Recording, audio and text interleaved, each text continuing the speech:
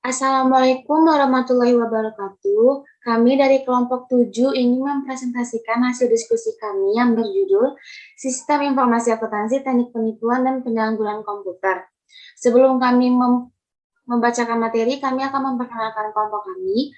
Yang pertama, ada Dita Arisandi dengan NPM 20010510446. Lalu yang kedua ada Mila Mega Merafifa dengan PM 20010510444. Lalu yang ketiga ada Nurul Aulia Dewi dengan PM 200105103. Lalu yang terakhir ada Lulu Apriani dengan PM 2001051051065. Materi pertama akan dibacakan oleh Niwa. Kepada Niwa dipersilakan.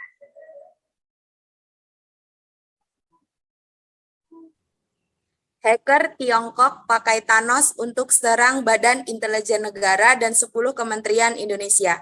Kelompok hacker Cina yang disebut Mustang Panda diduga membobol minimal 10 kementerian lembaga di Indonesia. Dugaan ini diberitakan The Record berdasarkan laporan dari Insik Group.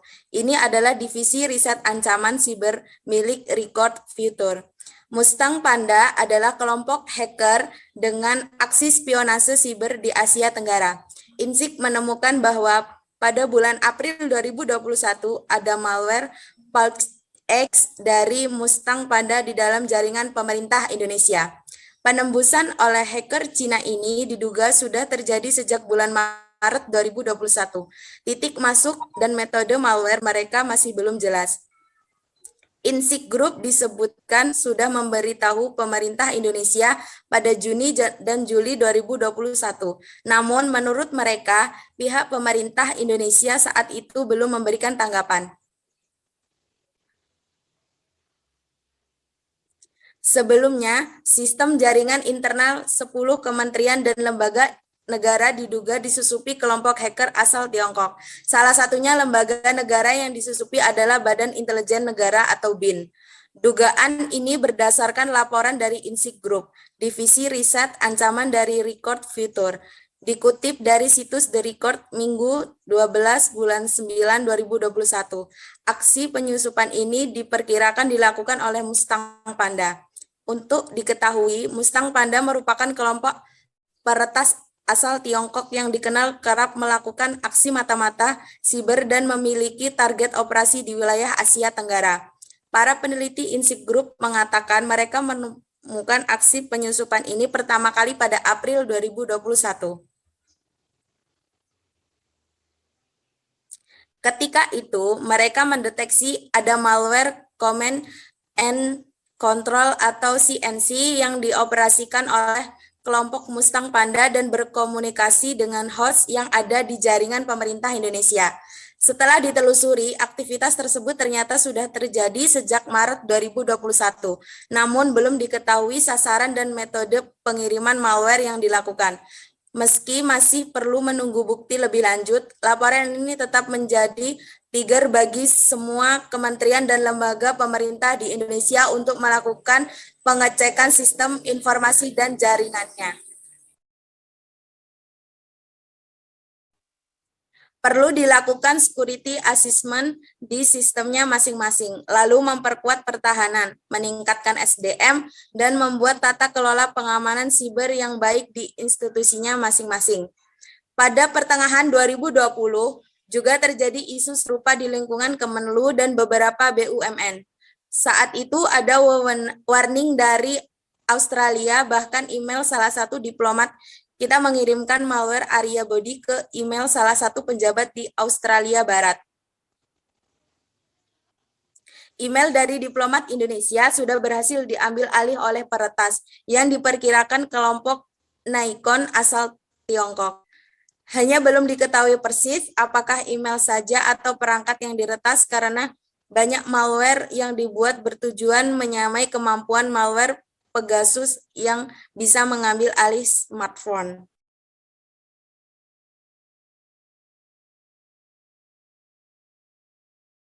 Materi selanjutnya akan dibacakan oleh Nurul. Kepada Nurul dipersilakan. Penanganan.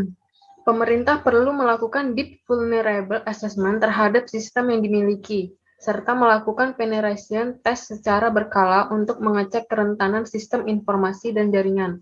Lalu gunakan teknologi honeypot, di mana ketika terjadi serangan, maka hacker akan terperangkap pada sistem honeypot ini, sehingga tidak bisa melakukan serangan ke server yang sebenarnya.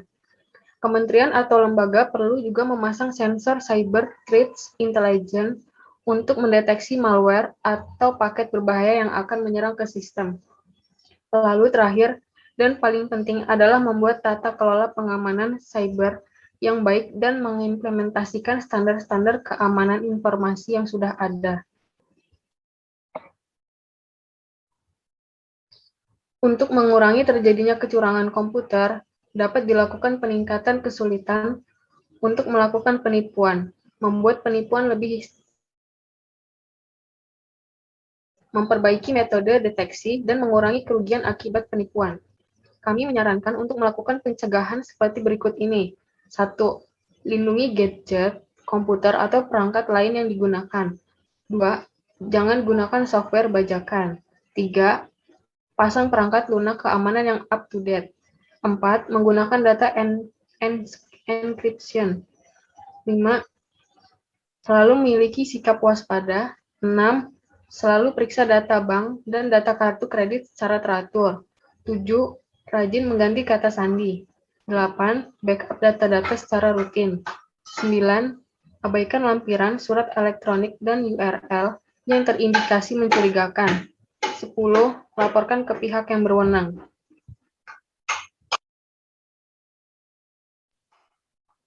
Topik yang akan dibahas. Pertama, serangan dan penyalahgunaan komputer. Kedua, rekayasa sosial. Ketiga, malware.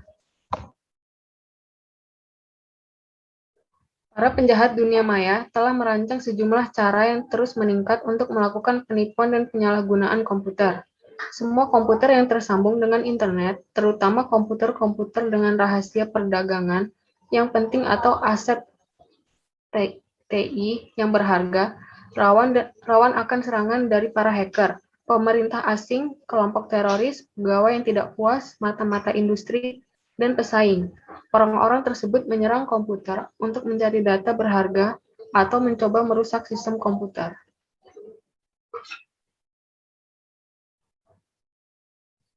Serangan dan penyalahgunaan komputer. Hacking, yaitu akses, modifikasi, atau penggunaan yang tidak sah atas perangkat elektronik atau beberapa elemen dalam sistem komputer. 2. Hijacking atau pembajakan, yaitu pengambilan kendali atas komputer orang lain untuk melakukan aktivitas terlarang tanpa sepengetahuan pengguna komputer yang sebenarnya.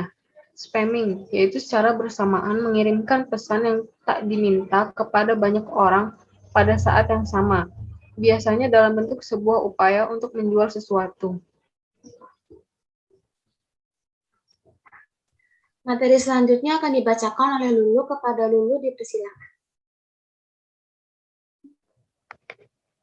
Cyberbullying, yaitu menggunakan teknologi komputer untuk mendukung perilaku yang disengaja, berulang, dan bermusuhan yang menyiksa, mengancam, mengusik, menghina, mempermalukan, atau membahayakan orang lain. Yang kelima, spionase ekonomi atau economic espionage, yaitu mencuri informasi, rahasia dagang, dan kekayaan intelektual. Pemecahan kata sandi atau password cracking, yaitu ketika seorang penyusup memasuki pertahanan sebuah sistem, mencuri file yang berisikan kata sandi yang valid, mendeskripsikannya, dan menggunakannya untuk mendapatkan akses atas program, file, dan data. Pemerasan dunia maya atau cyber extortion, yaitu ancaman untuk membahayakan sebuah perusahaan atau seseorang jika sejumlah uang tertentu tidak dibayarkan. Data dilding, atau mengubah data sebelum atau selama entry ke dalam sebuah sistem komputer untuk menghapus, mengubah, menambah, atau memperbaharui data sistem kunci yang salah.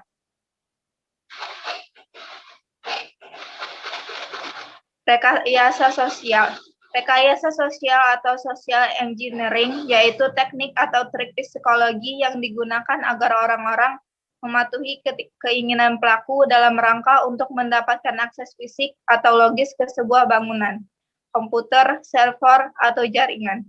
Biasanya untuk mendapatkan informasi yang dibutuhkan untuk mendapatkan data rahasia. Cisco melaporkan bahwa pelaku memanfaatkan 7 sifat manusia untuk menarik seseorang agar mengungkapkan informasi atau melakukan tindakan tertentu. Yang pertama, belas kasihan, yang kedua, keserakahan, yang ketiga, daya tarik, yang keempat, kemalasan, yang kelima, kepercayaan, 6, urgensi, dan 7, kesombongan. Pencurian identiti atau identity thief, yaitu mengambil identitas seseorang biasanya untuk keuntungan ekonomi dengan mendapatkan dan menggunakan informasi rahasia secara ilegal seperti nomor sosial security, nomor rekening bank, atau kartu kredit.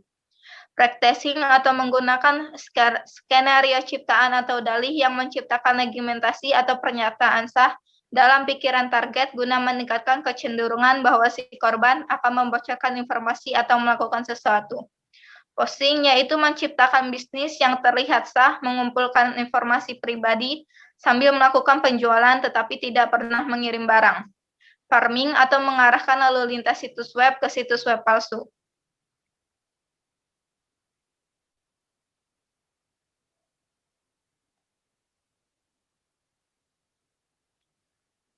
Tipe squatting atau pembajakan URL, yaitu menyiapkan situs web dengan nama sama sehingga pengguna membuat kekeliruan tipografis ketika memasukkan nama situs web yang akan dikirim ke situs yang tidak valid.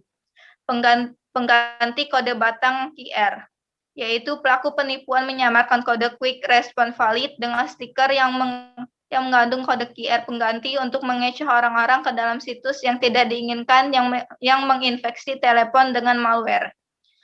Tab napping yaitu secara diam-diam mengubah tab dari browser yang dibuka untuk mendapatkan ID dan kata sandi pengguna ketika korban masuk kembali ke dalam situs. Evil twin atau sebuah jaringan nirkabel dengan nama yang sama atau disebut server set identifier seolah menjadi sebuah titik akses nirkabel yang sah.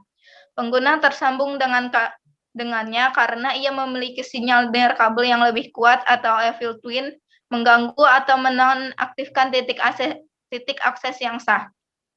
Para pengguna tidak menyadari bahwa mereka tersambung ke evil twin dan si pelaku mengawasi lalu lintas untuk mencari informasi rahasia.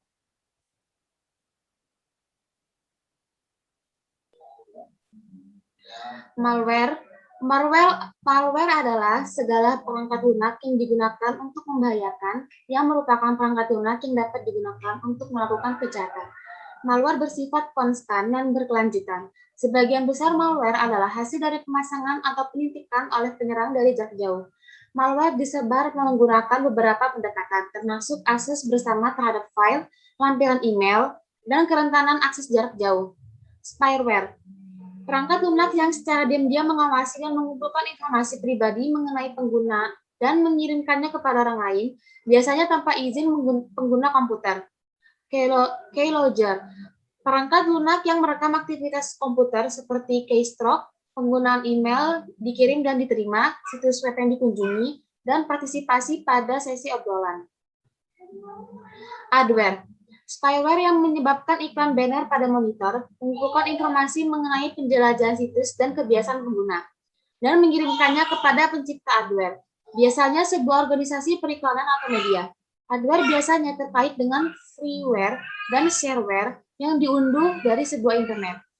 Ransomware, perangkat lunak yang menginskripsi program dan data sampai sebuah tebusan dibayarkan untuk menghilangkannya. Virus, sebuah segmen dari kode yang dapat dieksekusi yang melekatkan dirinya ke sebuah file, program, atau beberapa komponen sistem lainnya yang dapat dieksekusi. Ketika program tersebut terpicu, virus membuat perubahan tanpa izin agar sebuah sistem beroperasi. Dan terakhir ada packet sniffer, program yang menangkap data dari paket-paket informasi saat mereka melintasi jaringan internet atau perusahaan. Data tangkapan disaring untuk menemukan informasi rahasia atau hak milik.